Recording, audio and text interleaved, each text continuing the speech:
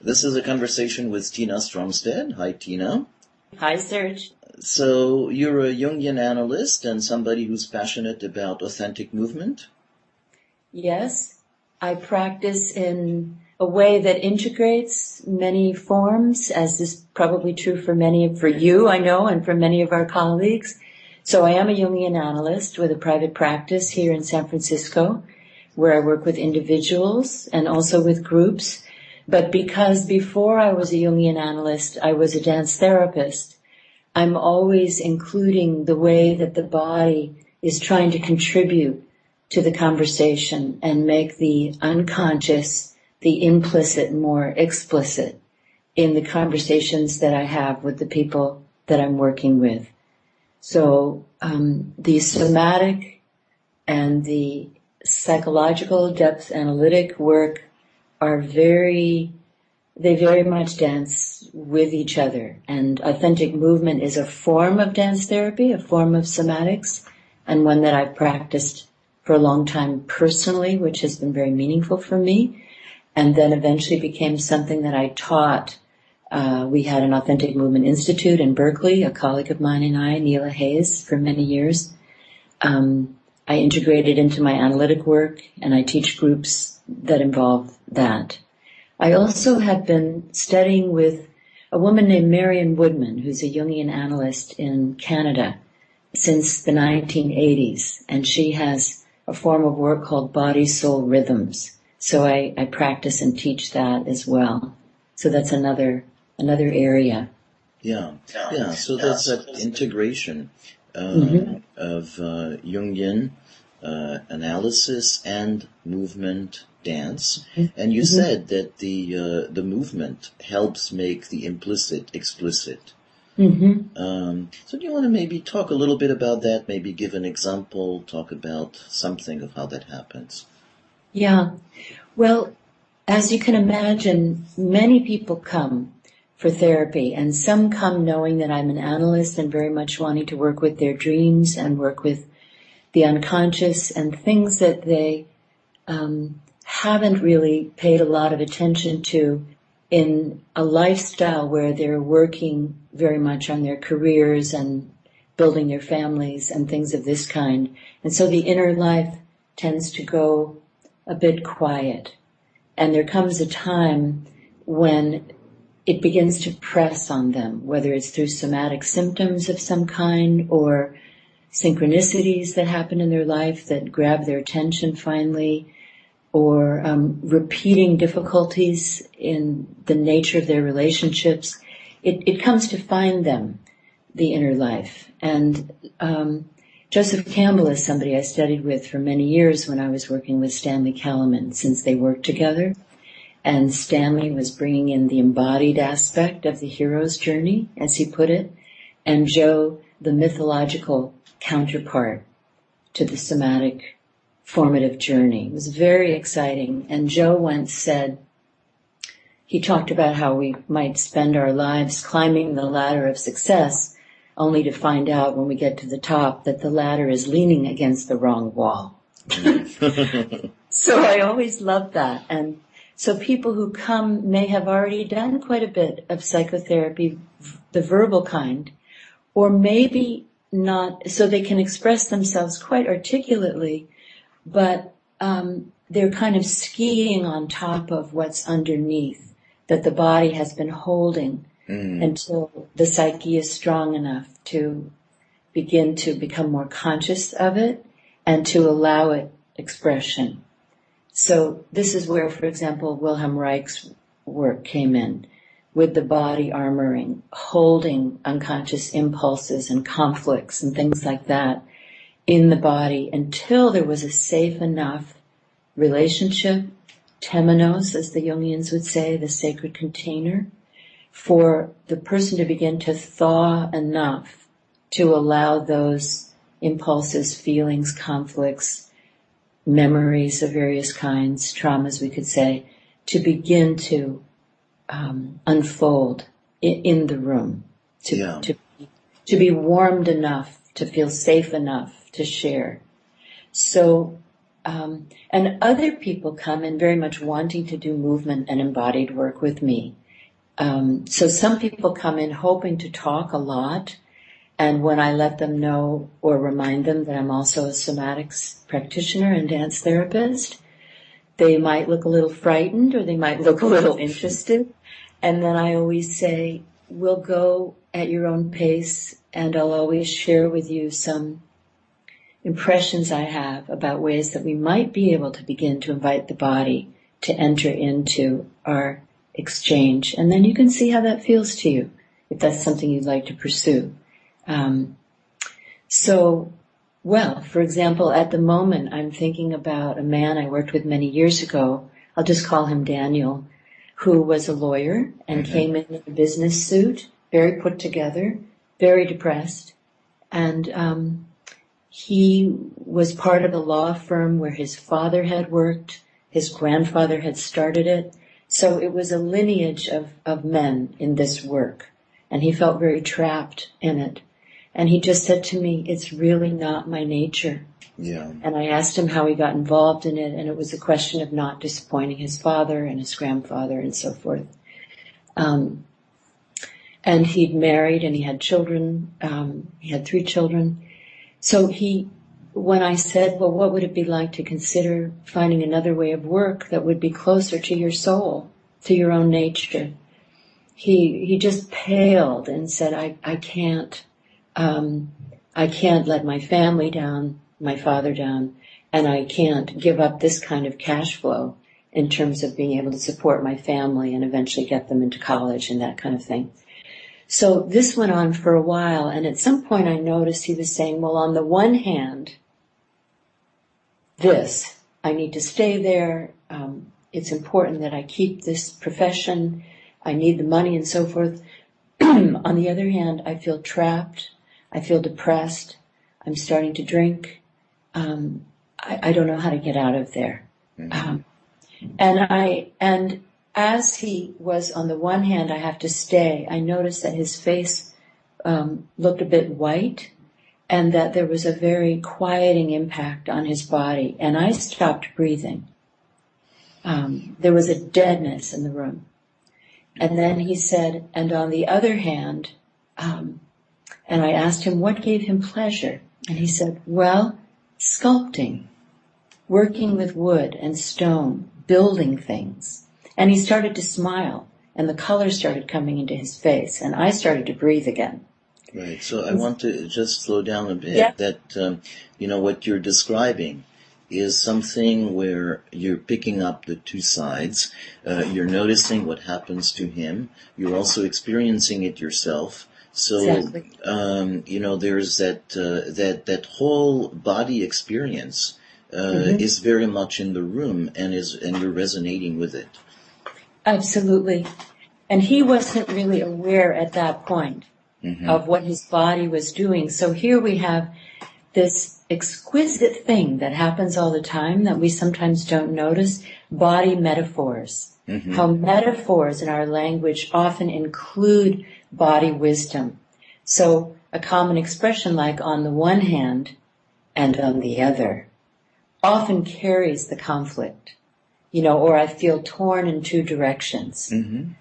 Or I feel saddled with this, or any of those kinds of things. As you're talking about it, I have in my mind the picture of the god Janus with the 2 faces. And Yes. As you do on the one hand, on the other hand, I have this vision of the whole body being oriented in one direction, and then the other whole direction, and the 2 parts that don't talk to each other. Well said. So I think the work is so often helping parts of the self get introduced to each other and get to know each other better, and in a somatic way to help people begin to feel the reality of one shape, let's say, as Stanley Kellerman might say, the shape of that experience, and how then the body speaks its mind and gives rise to specific ideas and ways of identifying oneself and belief systems and all kinds of things that are contained in that embodied stance and configuration. And that if there's a way to become more conscious of that, to amplify it a bit so you make that shape a bit more consciously, and then let it begin to breathe more and soften a bit more and wait in the transition, and then if you wish, gradually move into the shape of the other. Finding a movement pathway between the two shapes. Because the body, psyche, soul, let's say, knows them both, but they don't necessarily know how to make natural contact. They kind of spring out in different environments or in different relationship situations and so forth. So here's the person, in this case Daniel, the lawyer, in a safe space, beginning to discover each of those two bodies, those two states of being. And Jung would say that individuation, or the process of becoming more oneself or living one's true path, is about the process of being able to hold tension between the opposites, to experience each of them without splitting off, and finding a third way that is beyond what only the two parts contain, something new, a new life disposition. So in this case, when I asked what he might consider doing, what gave him pleasure, he completely brightened when he talked about working with his hands and working creatively. But then his face sort of dropped again, and he said, but I can't make money doing that. I can't support my family and so on. So I said, well, before we get into the practicalities, let's just see if you could live that part a bit more. Mm-hmm. So he remained in the chair because for him getting up and moving about would be very self-conscious and awkward. So I never pressed people to begin there at all. So in the chair, people tend to oscillate back to the familiar. So there's a moment of brightness, of vitality, fuller breath. I feel more alive myself in my chair. My somatic countertransference is about liveliness and interest and curiosity. When he speaks about what gives him pleasure, and this deadening, on the other hand. So he goes back to the deadening, all the reasons why he can't live a more creative life. And then I notice that he has his legs crossed and that one of his feet is flipping back and forth. You know how we sometimes do that? The foot is joggling at the end of the leg, and he's not aware of it. And so I asked, is it, as I mentioned to you, Daniel, the body is often trying to express things that we don't know yet. What might it be like if we included what your body might have to contribute to this conversation? Would that be okay with you? And so I get permission to get closer to the... Without specifically alerting him to the foot movement at that time, it's more of a general permission to include the body. Exactly. Yeah. Can we get closer to your unconscious through your bodily expression? So it's like making a contract.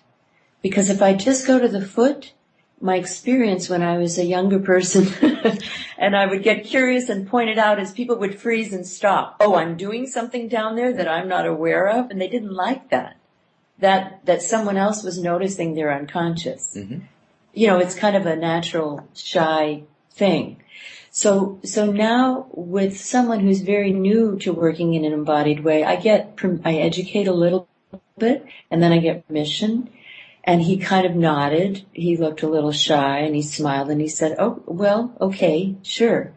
And so I said, "Well, I'm noticing that your foot is joggling a bit. It's wiggling. Were you aware of that?" And he looked down, and he said, "Well, no, not exactly."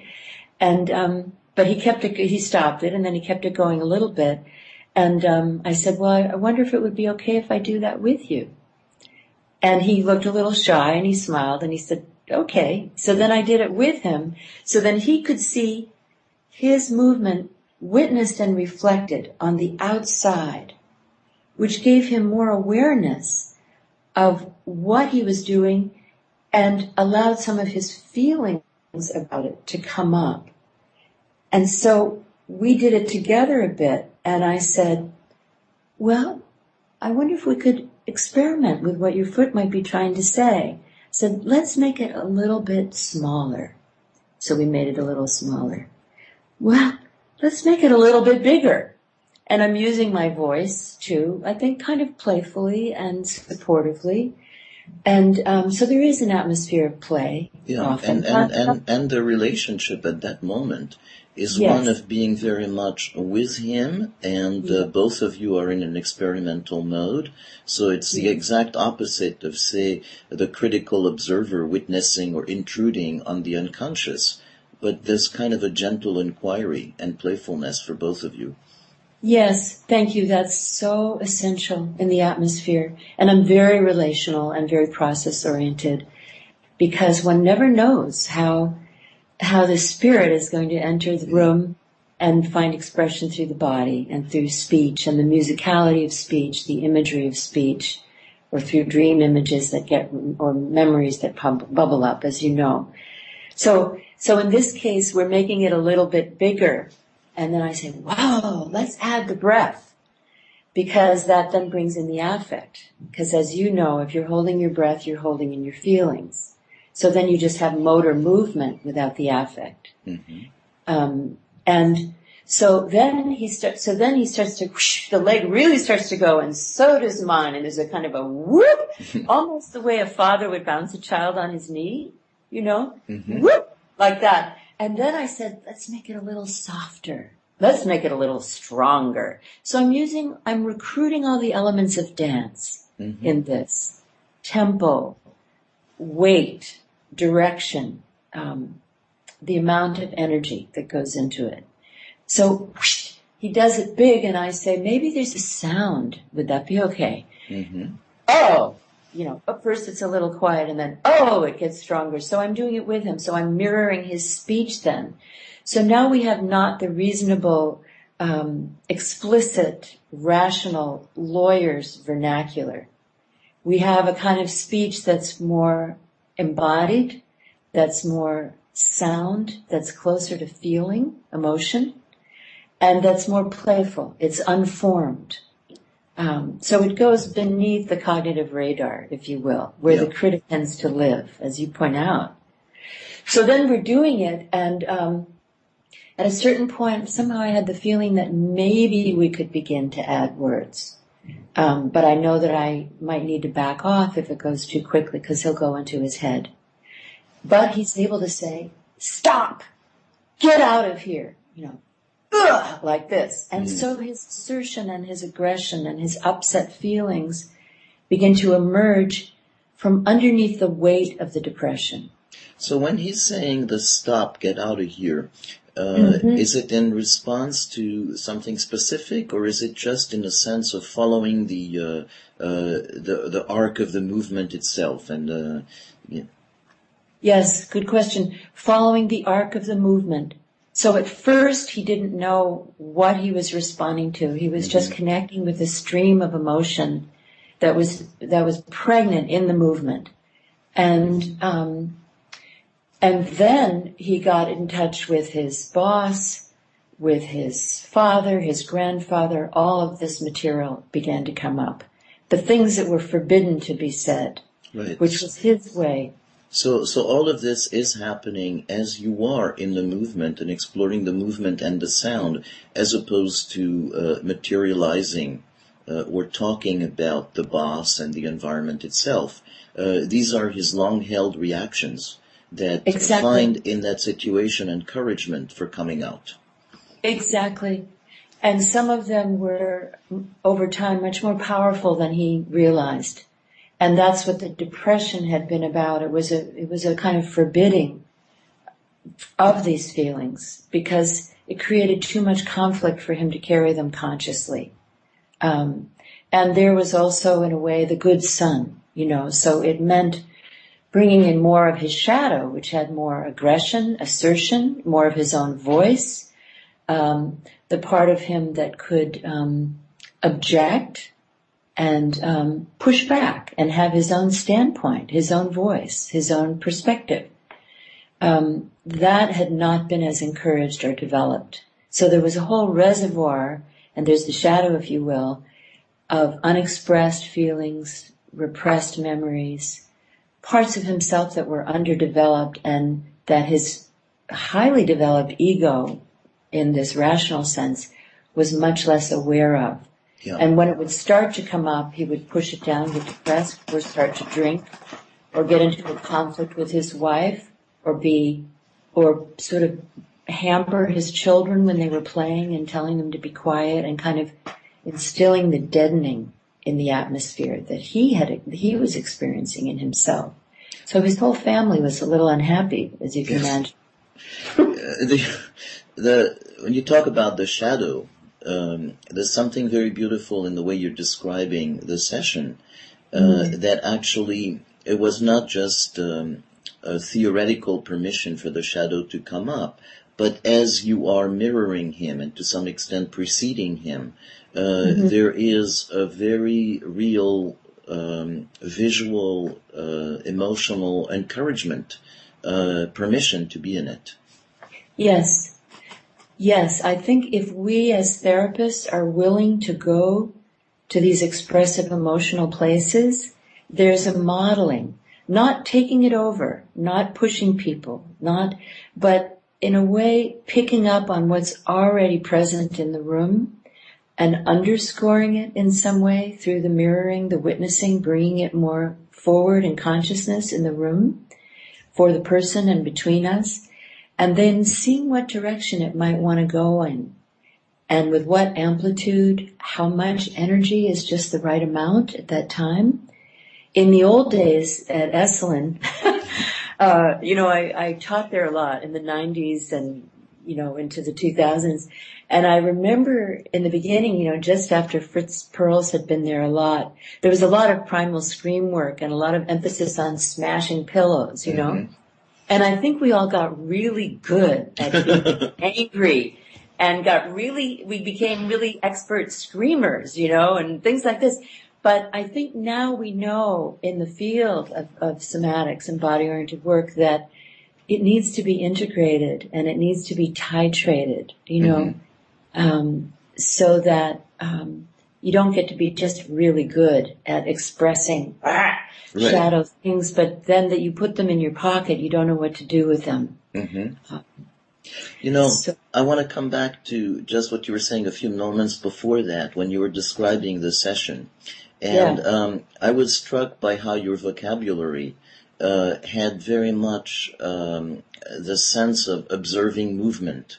You're talking about observing direction, amplitude, and so it struck me that in a way what you were describing is an integration of the authentic movement, being a witness, into the context of, say, the Jungian therapy. That there is a part about being attuned to that implicit movement, of being able to pick up a little bit and amplify it, so that the client could, then have permission to go there. But that in a way, I had that almost visual sense of, that witnessing and amplifying the movement, as you were talking about that session. Yes. Those are very important elements. And as you're saying, an aspect too of the witness is, I think, very much aligned with what you do in focusing, continuing to refine our own sense of our embodied sensations. So I'm being guided by what's happening with my own breathing, tingling in various parts of my body, areas that get a little more deadened, areas that begin to feel a kind of vitality, itchy things that start to happen, my heart beginning to melt, different images that arise, how my languaging begins to get impacted by the sensations I'm feeling in my body. There's a kind of poetic speech, I think, that we begin to use as therapists that includes the body. It's not just abstract, rational language. It speaks directly to the body, through the imagery. So maybe just to finish very briefly with Daniel, what that led to over time. He's so present for me now as we talk about it. I was just so touched by his work. And it did happen over time because I didn't want to rush him at all. And it never works and it doesn't feel good, for either person. So, but what unfolded over time was as the foot kept going, gradually there wasn't enough room to stay in the chair. And so at a certain moment I said, how would you like to get up so you have a little more space? What if we stand together? And over a few sessions, he ended up standing, and I worked with him around grounding, having his own standpoint, feeling his weight in one leg and moving through the center into the other leg, breath, jiggling into his heels, all the kinds of things we know how to do in the embodied work. So he felt more connected to himself and more deeply supported by the earth, and not just by a cultural image of what a man is supposed to be or a lawyer is supposed to be, something much deeper. A deeper source, a deeper resource, a deeper support. Jung would call that a more archetypal ground, drawing from something deeper than your personal history,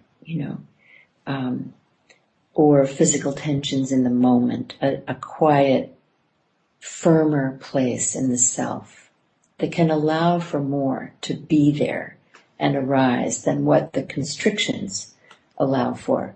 So there he was. So I said, well, could we try that swinging that your leg knows how to do while we're here standing? So to make a long story short, or short story long, we both did that, and then we did it with both feet, and at a certain point, because he had been dancing with his wife at some point, dancing was sort of okay, culturally, people do it. I said, well, would you like a little music? And I asked him what kind. I have lots of music in my analytic office there. And so I put on some African music that had a good solid beat. And he ended up, bringing his heels into the floor and finding a natural rhythm that brought a lot more of the blood rhythms, the heart rhythms, the breath rhythms in. And I was mirroring those rhythms, and he started to smile widely. And I just felt like this was a different person in front of me, who was, of course, him. And then he laughed. And then he looked a little shy, and then he looked very happy, and then he looked very strong, and he looked more sensual, and he looked just more full of joy, And so over time, his wife said, well, what's happening to you? You're starting to change, and what's going on in there? And, and he said, well, we're starting to do movement stuff, and there was some music, and gradually, also in conversation with his wife, he shifted his career and began to study architecture and to work on building and to do sculpture on the weekends. And it made him very happy, and he was so worried about the finances and his wife and his children, but he was much happier around them, so his kids started to play with him. And his wife said, this is the man that I married. I thought that I'd lost you. So it was very moving for me as well. Yeah. So there's a kind of an example. Yeah, it is very moving. It is very moving. He found his right path, I think. His vocation and a way of living in the world with his work and his family life and his profound creativity that was more expressive of his true nature, his own soul. Yeah. So there's a part of me that, wants to find more words to qualify what is moving, but I'm actually resisting it. And just, maybe just to express that there was something very moving about that. And maybe just to leave it at that. Mm-hmm. There's a marvelous quote actually by Mary Starks Whitehouse, who's the grandmother of authentic movement. Mm-hmm. She says, movement to be experienced has to be found in the body, not put on like a dress or a coat. There is that in us which has moved from the very beginning. It is that which can liberate us. Mm. That feels like a beautiful place to end this conversation. Okay. Thank you so much, Serge. Thanks, Tina. It's been a real pleasure. This recording is part of the Somatic Mindfulness and Relational Psychotherapy podcast. See the website relationalimplicit.com. There's a marvelous quote actually by Mary Starks Whitehouse, who's the grandmother of authentic movement. Mm-hmm. She says, movement to be experienced has to be found in the body, not put on like a dress or a coat. There is that in us which has moved from the very beginning. It is that which can liberate us. That feels like a beautiful place to end this conversation. Okay. Thank you so much, Serge. Thanks, Tina. It's been a real pleasure. This recording is part of the Somatic Mindfulness and Relational Psychotherapy podcast. See the website relationalimplicit.com.